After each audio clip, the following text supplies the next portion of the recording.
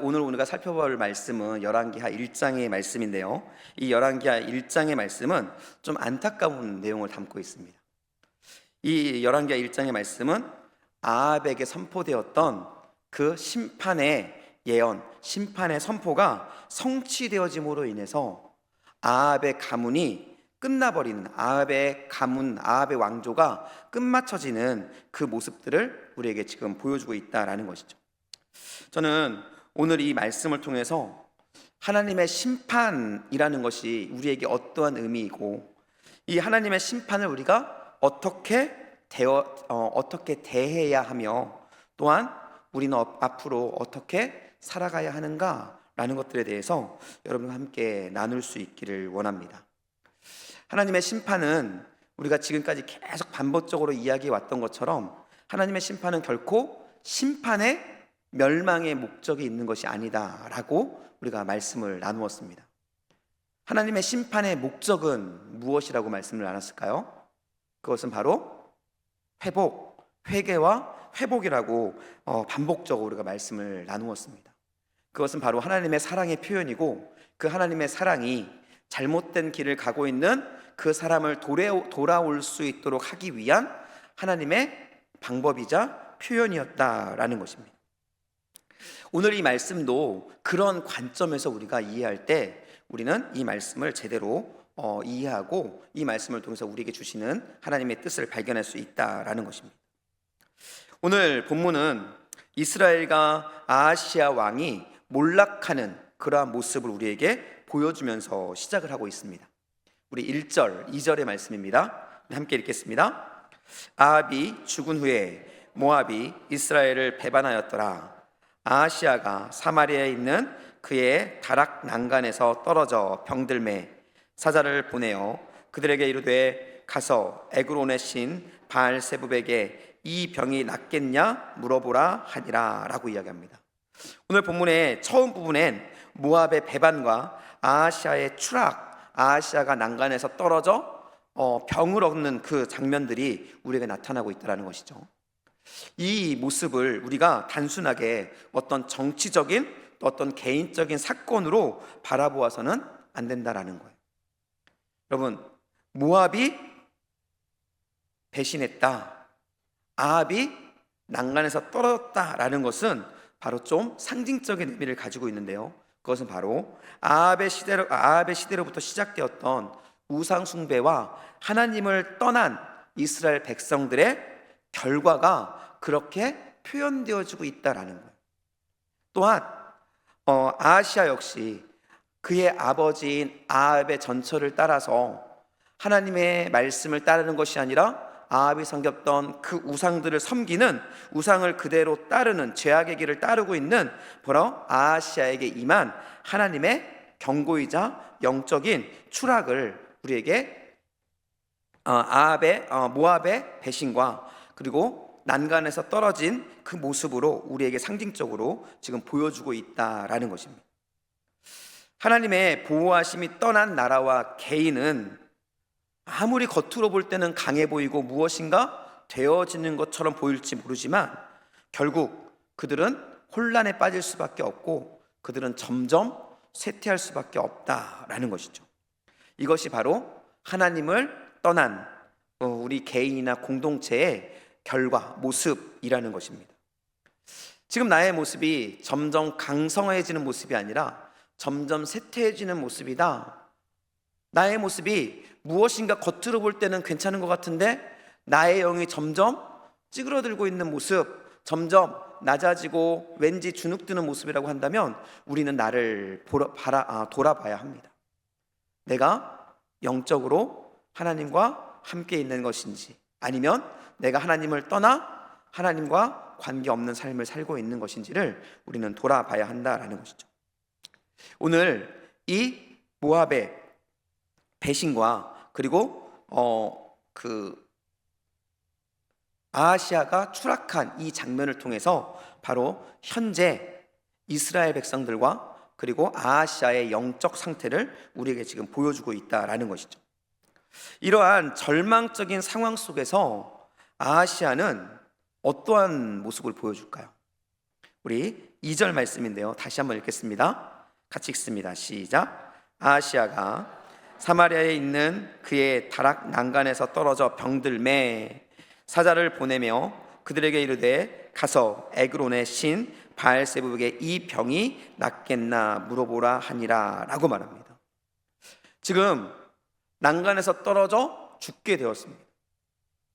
그런데 이런 절체절명, 그런 생명이 오고 가는 그 상황 속에서도 아하시아는 지금 어떻게 행동하고 있습니까?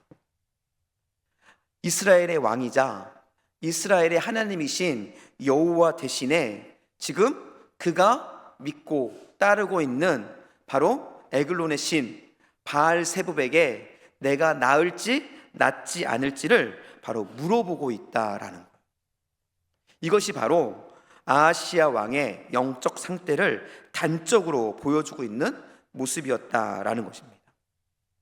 문제가 있음에도 불구하고 그 문제의 해결을 하나님이 아닌 다른 것에서 찾고 있는 그 모습이 바로 아하시아의 모습이자 이스라엘의 모습이었다라는 것이죠. 이것이 보여주는 것은 아하시아의 모습이자 함께 이스라엘이 얼마나 타락했으며 아합으로부터 시작되었던 그 영적 타락이 얼마나 극에 달하고 있었는지를 우리에게 명확하게 보여주고 있었다라는 거예요. 결국 아하시아는 점점 사망의 길로 나아가고 있었고 결국 심판의 중심으로 치닫는 그의 모습들을 우리에게 지금 보여주면서 이 오늘의 말씀이 시작되어지고 있다라는 거죠. 이 정도라고 한다면 그 뒤에 나와야 되는 진행은 당연히 아하시아의 심판과 이스라엘의 심판의 내용이 나와야 할 것입니다. 그런데 놀랍게도 바로 이런 순간에 전혀 다른 예상치 못한 전개가 오늘 본문에 펼쳐지고 있다라는 거예요. 그것은 하나님께서 아하시아의 명령으로 바알세불에게로 달려가고 있는 아하시아의 사자들을 막고 그리고 친히 아하시아의 질문에 답해주고 있다라는 거예요. 우리 3절과 4절의 말씀입니다. 함께 읽겠습니다. 여호와의 사자가 디셋 사람 엘리야에게 이르되 너는 일어나 올라가서 사마리아의 사자를 만나 그에게 이르기를 이스라엘의 하나님이 없어서 너희가 에그론의 신 바알세불에게 물으러 가느냐. 그러므로 여호와의 말씀이 내가 올라간 침상에서 내려오지 못할지니라. 내가 반드시 죽으리라 하셨다 하라. 엘리야가 이에 가니라 라고 말합니다. 여기에서 아하시아의 질문에 대한 하나님의 답변은 명확합니다. 하나님께서 뭐라고 답변하셨습니까? 우리 4절 후반부 4절에 나오죠. 내가 올라간 침상에서 내려오지 못할 것이다. 내가 반드시 어떻게 되리라? 죽으리라. 이것이 바로 하나님의 아하시아의 질문에 대한 답변이었다라는 것입니다. 정말로 냉혹하고 너무나 절망적인 선포였습니다. 그러나 여기서 우리가 바라봐야 될 중요한 점은 아하시아의 죽음에 대한 심판, 그 심판의 선포가 아닙니다.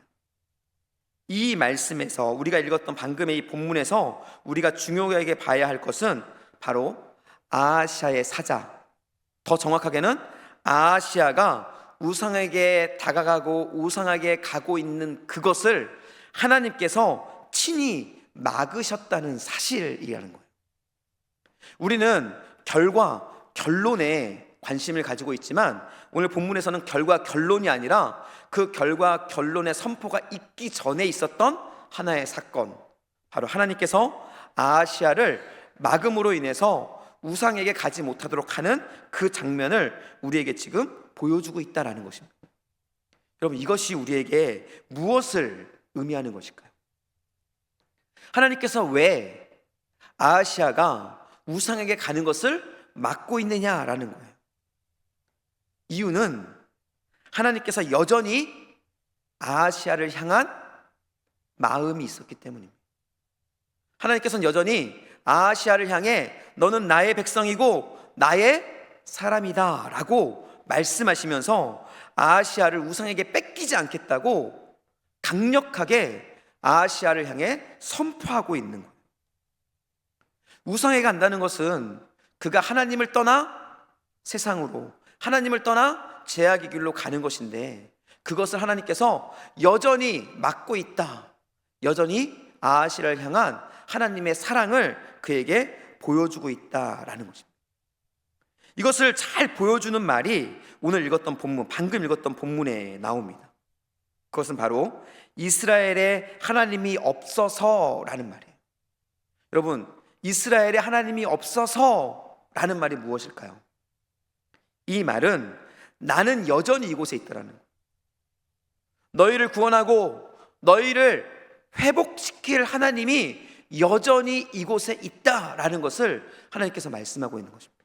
내가 여전히 여기에 있는데 왜 그곳에 가느냐라는 것이죠. 너희에게 살아계신 하나님이 이곳에 있는데 왜 그것을 보지 못하고 지금 너희는 우상을 향해 나아가고 있느냐라고 하나님께서 아하시야를 향해서, 이스라엘 백성들을 향해서 지금 간절하게 외치고 있다라는 것이죠. 결국 하나님께서 엘리야를 통해 아하시야가 우상에게 가지 못하도록 그 길을 막은 이유는 다른 것이 아닙니다. 아하시야에게 마지막 회복의 기회를 주기 위한 하나님의 은혜였다라는 거예요. 만약 아하시야가 이 하나님의 외침과 하나님의 은혜를 깨달을 수 있었다고 한다면, 여러분, 그리고 이 하나님의 은혜대로 우상에게 가는 그 길을 멈추고 하나님께 돌아섰다고 한다면 어떤 일이 일어났을까요? 성경에는 그러한 일들이 너무나 많이 반복되어집니다. 하나님의 심판이 선포되었지만 그 심판 앞에 무릎 꿇었을 때 나타난 결과, 그것은 바로 하나님의 용서와 회복이었다라는 것이죠. 아하시야 역시 마찬가지입니다. 만약 갈 대로 갔지만 그럼에도 불구하고 하나님의 마지막 그 초청에, 하나님의 그 마지막 은혜의 부름에 무릎 꿇었다면 아하시야 역시 회복의 역사를 경험할 수 있었다라는 것이죠. 난간에서 떨어져서 병상에 누워 죽음과 사망의 자리였던 그 침상이, 이 침대에서 다시는 내려올 수 없다고 말했던 그 침상의 자리가 사망의 자리가 아니라 회복의 자리요, 생명의 자리로 바뀔 수 있는 기회가 있었다라는 것이죠. 그러나 문제는 하나님의 이러한 사랑의 배려에도 불구하고 아하시야는 전혀 하나님의 말씀에 반응하지 않았다라는 거예요. 그리고 아하시야는 생각하지 못했던 의외의 반응을 보이기 시작합니다. 그것은 바로 아하시야에게 엘리야의 하나님의 말씀을 전했던 그 말을, 사자들의 말을 듣고 난 뒤에 보였던 바로 아하시야의 행동을 통해 우리가 알 수가 있습니다. 하나님의 말씀을 전해 받은 사자들이 아하시야에게 있는 그대로의 말을 전하죠. 너는 죽을 것이다. 아하시야 왕, 당신은 침상에서 내려오지 못하고 분명히 죽을 것입니다 라고 어떤 한 사람이 말했다라는 음성을 들려줍니다.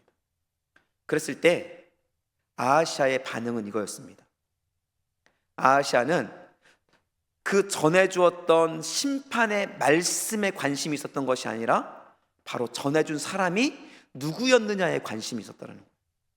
그리고 누구였느냐에 관심이 있었던 이유는 무엇이었냐면, 그 사람이 누구인지를 통해서 이 말의 진위 여부를 파악하는 것이 아니라 나에게 좋지 않은 말을 했던 그 사람을 어떻게 하겠다는 거예요? 잡아서 죽이겠다라는 거예요. 아하시야는 본인에게 하나님의 사람을 전해줬던 엘리야라는 사람을 알게 되자마자 바로 이 엘리야를 죽이기로 선택합니다. 우리 9절 말씀인데요, 함께 읽겠습니다. 이에 50부장과 그의 군사 50명을 엘리야에게로 보내매라고 이야기해요. 여러분, 이 말씀이 우리에게 뜻하는 것이 무엇일까요? 가서 정중히 모시고 오라는 것일까요? 아닙니다. 이 군사 50명을 엘리야에게 보냄으로 인해서 그를 포박하여 끌고 오라는 거예요. 그래서 그를 죽이겠다는 것이죠. 그것을 보여주는 것이 이 9절 뒤에 나오는 두 명의 50부장의 모습을 통해 우리는 알 수 있습니다. 그 두 명의 50부장은 위압적인 모습으로 엘리야를 왕 앞으로 끌고 가려는 모습을 보여주고 있다라는 것이죠. 이러한 아합의 반응은 정말 충격적일 수밖에 없습니다. 하나님의 경고를 듣고도 회개하지 않으면 물론이고요, 오히려 무력으로 하나님의 선지자, 하나님의 사람을 제압하고 죽이려 했던 것이기 때문에 그래요. 여러분, 지금은 목사님이나 전도사님이나 사역자들에 대한 어떠한 그 바라보는 모습들이 예전하고는 좀 다를 수 있습니다. 그러나 분명한 것은 당시, 지금 이 말씀이 쓰여지고 있는 열왕기 하 당시의 선지자들, 하나님의 사람은 아무리 악한 왕이라 할지라도 마음대로 하기에는 좀 어려운 사람들이었다라는 거예요. 그럼에도 불구하고 본인에게 심판인을 선포했다는 그 이유 하나만으로 지금 아하시아는 그 심판을 선포한 그 당시의 최고의 선지자 엘리야를 잡아 죽이려 했다라는 것이죠. 이것이 무엇을 의미합니까? 이것은 하나님이 내미신 화해의 손길, 그 용서의 손길을 뿌리친 것 이상 바로 하나님의 선지자 엘리야를 대적하는 것이 아니라 바로 하나님을 대적하는 그러한 선택을 하고 있는 그런 아하시아의 모습을 우리에게 보여주고 있다라는 것이죠. 여러분, 이보다 더 교만하고 완고한 모습이 어디에 있겠습니까? 만약 여러분이 하나님이라면 이러한 아하시아를 여러분은 어떻게 처리하시겠어요? 만약 제가 하나님이라면 이미 끝났죠. 저는 그 즉시 번개를 내리든 뭐를 하든 불을 내리든 아마 그 자리에서 끝내버렸을 겁니다. 여러분은 착하시니까 더 기다릴 수 있는지 모르시겠어요? 저는 아마 그랬을 것 같습니다. 그런데 놀라운 일이 벌어집니다. 이러한 더 이상은 기대할 수 없는, 더 이상은 용서할 수 없는 이러한 상황에 있었음에도 불구하고 하나님은 아하시아에게 다시 한번 은혜의 손길을 내미십니다. 세 번째 보냈던 겸손한 50부장의 간청으로 인해서 하나님이 그를 인정하고 엘리야를 아하시아의 앞으로 세운 거예요. 이것은 하나님께서 아하시아의 앞에 선 것과 동일합니다. 누군가에 의해 전해 들은 말과 직접적으로 들은 것은 당연히 그 강도와 영향력이 다를 수밖에 없겠죠. 지금 하나님께서 사자들을 통해서 전해주었던 그 심판의 말씀을 엘리야, 하나님의 사람인 엘리야를 아하시아 왕 앞에 세우면서, 다른 말로 더 정확하게는 하나님께서 그 앞에 서시면서 그에게 앞에서 전했던 동일한 말씀을 다시 그에게 전해주고 있다라는 것이죠. 우리 15절 말씀입니다. 같이 읽겠습니다. 여호와의 사자가 엘리야에게 이르되 너는 그를 두려워하지 말고 함께 내려가라 하신지라. 엘리야가 곧 일어나 그와 함께 내려가 왕에게 이르러. 하나님의 은혜가 지금 아하시아에게 보내진 겁니다. 엘리야라는 은혜가 보내진 거죠. 그리고 그 엘리야, 그 하나님께서 다시 한번 동일한 심판을 선포하십니다. 성경에서 반복되어진다는 것은 강조임과 동시에 바로 그 사람을 향한 강력한 호소일 수 있다는 거죠. 지금 하나님께서는 사랑의 마음과 그를 구원하고자 하는 간절한 마음으로 이 심판을 강력하게 다시 선포하고 있는 거예요. 우리 16절 말씀을 다시 한번 읽겠습니다. 말하되 여호와의 말씀이 내가 사자를 보내 에그론의 신 바알세불에게 물으려 하니 이스라엘에 그의 말을 물을 만한 하나님이 안 계시냐? 그러므로 내가 올라간 침상에서 내려오지 못할지라 내가 반드시 죽으리라 하셨다 하니라 라고 이야기합니다. 하나님께서 주신 이 마지막 기회, 아하시아는 이 기회를 붙잡았어야 된다는 거예요. 하나님께서는 이스라엘에 하나님이 없어서라는 표현을 반복해서 사용하십니다. 이스라엘에 하나님이 없어서라는 표현은 내가 여기 있다라는 말씀이라고 말씀드렸어요. 지금 두 번째로 하나님께서는 아하시아에게 말하고 있는 겁니다. 내가 여기 있다. 지금 사망을 선포하고 죽음을 선포하고 있지만, 그러나 내가 회복의 하나님이, 용서의 하나님이 바로 내가 여기에 있다라고 지금 하나님께서는 아하시아에게 이야기하고 있다는 거죠. 여전히 포기하지 않고 기다리며 아하시아가 돌아올 것을 호소하고 있다라는 거예요. 그런데 안타까운 것은 이러한 하나님의 간절한 호소에도 불구하고 본문 어디에도 아하시아가 회개했다, 아하시아가 돌이켰다라는 기록이 없다라는 거예요. 이것은 무엇을 의미하는 것일까요? 하나님께서 내미신 모든 회복의 손길을 아하시아가 끝까지 뿌리쳤다라는 것을 의미하고 있다라는 것이죠.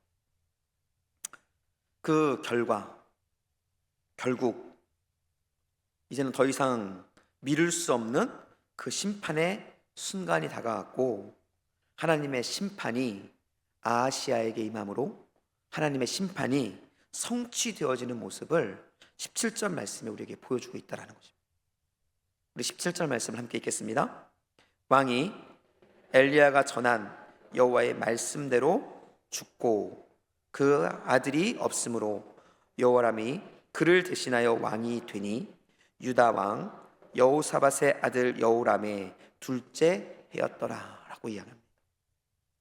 하나님께서 반복적으로, 하나님께서 아합으로부터 시작하여서 반복적으로 아합의 가문, 아합의 아들 아하시아에까지 내밀었던 반복적인 하나님의 그 사랑의 손길을 그들은 외면했고, 그러므로 말미암아 결국 아합에게 선포되었던 그 심판은 아하시아를 통해서 완성될 수밖에 없었다라는 것이죠.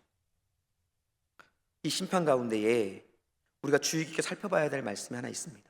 그것은 바로 그의 아들이 없음으로라는 말이에요. 아하시아에게 아들이 없었답니다. 아하시아에게 아들이 없으므로 누가 왕이 됐어요? 여호람이 왕이 됐다라고 이야기합니다. 즉 아합의 왕조가 끝나버렸다라는 것을 의미하고 있다라는 것이죠. 아합에게 선포되었던 우리 심판의 말씀을 다시 한번 기억해 보겠습니다. 우리 열왕기상 21장 21절의 말씀인데요, 우리 함께 읽도록 하겠습니다. 여호와의 말씀이 내가 재앙을 내게 내려 너를 쓸어 버리되 내게 속한 남자는 이스라엘 가운데에 매인자나 노인자를 다 멸할 것이요. 하나님께서 선포하셨던 하나님의 심판이 바로 정확하게 성취되었음을 이 말씀의 결론은 우리에게 보여주고 있다라는 것이죠. 그럼 이 말씀이 우리에게 이야기해 주고 싶은 것은 무엇일까요? 하나님의 심판은 선포되었고 하나님의 심판은 완벽하게 성취되었습니다라는 것을 우리에게 말해주고 있는 것일까요? 예, 하나님의 말씀은 변함없이 성취된다는 것을 우리에게 말해주는 것이 맞습니다. 그러나 그것과 함께 우리가 생각해 봐야 될 것이 하나 있다는 거예요. 그것은 바로 아하시아의 죽음, 아하시아에게 임한 심판이 과연 어떻게 그에게 임하게 되었는가라는 거예요. 여러분, 아하시아에게 하나님의 심판은 선포되었고 예정되었습니다. 그러나 우리가 말씀을 통해서 알 수 있는 것은 하나님의 마음은 그 심판이 아하시아에게 임하는 것을 원하지 않았다라는 거예요. 그럼에도 불구하고 아하시아에 하나님의 내민 은혜의 손길을 뿌리친 결과 그에게 그 심판이 임했다라는 것이죠. 바로 아하시아의 죽음은 그 자신이 선택한 길의 필연적인 결과였다라는 거예요. 그가 뿌린 씨앗의 열매가 바로 하나님의 심판이 그의 삶 가운데 이루어졌다라는 것이죠. 여러분, 하나님의 심판은 일방적인 진행이 아닙니다. 하나님께서 누군가에게 어느 민족에게 심판을 선포했다 할지라도 그 심판이 일방적으로 무조건적으로 그것에 임하는 것이 아니라 그 심판은 바로 심판의 대상의 모습에 따라 변화되어지는 하나님의 표현이라는 거예요. 이것은 바로 우리의 모습이 하나님의 심판을 변화시킬 수 있다라는 거예요. 하나님의 심판을 우리에게 선포했지만 그 심판 앞에 우리가 어떠한 모습을 보이느냐에 따라 그 심판은 성취될 수도 있고 그 심판은 오히려 역전되어서 하나님의 축복과 은혜의 장소로 바뀔 수도 있다라는 것이죠. 우리는 아하시아와 다른 선택을 해야 될 필요가 있습니다. 우리의 삶에 어려움이 찾아오고 그리고 위기가 찾아오고 책망과 하나님의 책망과 경고와 어떠한 심판이 찾아올 수 있겠죠. 그럴 때 우리는 그것을 어떻게 바라봐야 할까요? 단순하게 심판에 대한 경고 정도로 바라보는 것으로 만족해야 되는 것이 아니라는 것입니다. 그것은 바로 하나님의 심판, 우리를 향한 하나님의 경고와 책망이 있을 때 우리는 그것을 바로 하나님의 회복, 하나님께서 우리에게 주시는 사랑의 메시지로 바라볼 수 있어야 한다는 것이죠. 그러한 모습으로 그것을 바라보고 그것으로 하나님 앞에 무릎 꿇으며 겸손하게 나아갈 때 바로 그 심판의 자리는 우리에게 은혜의 기회가 되어지고 절망의 자리는 우리에게 다시 한번 새로운 희망의 자리가 되어질 수 있다라는 것입니다. 여러분, 오늘도 우리 각자에게 하나님께서는 말씀하고 있습니다. 힘들고 어려운 상황 속에서, 때로는 주저앉고 있는 그런 상황 속에서 하나님께서는 우리에게 이렇게 말씀하시는 거예요. 이스라엘에 하나님이 없어서 너희가 다른 곳에서 해답을 찾고 있느냐? 우리의 문제 앞에 우리가 다른 곳을 바라보고 있을 때 주님은 우리에게 이렇게 말씀하는 겁니다. 너에게 하나님이 없어서 너가 다른 곳으로부터 문제를 해결하고자 하느냐? 라고 우리에게 질문하고 있다라는 것이죠. 이제 우리가 해야 될 것은 하나입니다. 어떤 상황 속에서도 우리는 그분 앞으로 겸손히 무릎 꿇고 나가야 합니다. 그러면 심판은 회복이 되어지고 위기는 새로운 기회가 되어지고 절망은 희망으로 바뀌는 놀라운 역전을 우리는 경험할 수 있게 되어진다라는 것입니다. 여러분, 성경이 바로 그것들을 기록하고 있다라는 것이죠. 우리는 절망의 사람들 아니었습니까? 우리는 이미 죄로 죽음을 맞이한 사람들이었습니다. 그러나 우리는 겸손하게 우리에게 사랑으로 초청하신 예수 그리스도의 십자가 앞에 무릎 꿇고 나왔을 때 우리는 새로운 소망과 희망을 얻는 바로 생명의 사람으로 변할 수 있었다라는 것이죠. 이것이 구원에서만 속하는 것이 아니라 우리의 삶의 여정 속에서도 동일하게 우리에게 다가오는 사건이라는 것이죠. 이제 저와 여러분이 하나님의 이 사랑의 초청 앞에 어떻게 반응할지를 결정해야 된다고 믿습니다. 그리고 저와 여러분 모두가 이 하나님의 초청 앞에 비록 정말로 하나님 앞에 설 수 없는 부끄러운 모습이라 할지라도 우리가 겸손하게 하나님 앞에 무릎 꿇고 하나님의 손을 붙잡고 하나님께 나아감으로 인해서 아하시아와 같은 심판의 결국이 아니라 새로운 역전으로 하나님의 소망을 가슴에 품고 살아갈 수 있는 우리 모두가 될 수 있기를 예수님의 이름으로 간절히 축복합니다. 여러분, 기억하십시오. 심판의 완성은 하나님께서 정해놓으신 것이 아니라 바로 저와 여러분에게 달려있다라는 것입니다. 우리가 하나님의 사랑의 손길을 뿌리치면 심판은 완성될 것이고, 우리가 하나님께서 주시는 그 사랑의 손을 붙잡으면 그 심판은 역정되어 축복의 역사로 우리에게 임할 것입니다. 여러분, 우리는 어느 길을 가야 하겠습니까? 저는 저와 여러분 모두가 역전을 경험하는 그런 은혜의 사람 될 수 있기를 다시 한번 예수님의 이름으로 간절히 축복합니다. 우리 옆분들에게 이렇게 인사했으면 좋겠습니다. 우리 옆분들을 바라보면서, 옆분들을 좀 바라보면서 우리 이렇게 고백하겠습니다. 심판보다 하나님의 사랑은 더 큽니다. 아멘. 우리가 겸손하게 나가기만 하면 하나님의 그 사랑이 우리를 구원합니다. 그 놀라운 역사가 우리 가운데 경험될 수 있기를 예수님으로 축복합니다.